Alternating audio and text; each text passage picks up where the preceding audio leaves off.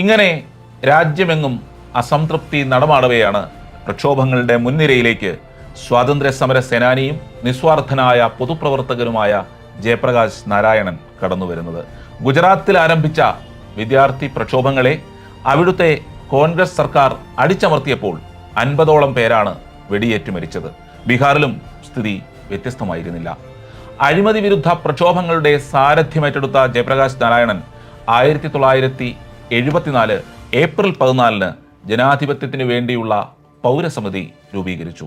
പാർലമെന്റിനെ ശക്തിപ്പെടുത്തലും പൗരാവകാശങ്ങൾ സംരക്ഷിക്കലും ഉൾപ്പെടെ 6 പരിപാടികളാണ് ജയപ്രകാശ് മുന്നോട്ട് വച്ചത്. ഇത് ഇന്ദിരാഗാന്ധിയെ നേരിട്ട് കണ്ട് വിശദീകരിക്കാനും അദ്ദേഹം മറന്നില്ല.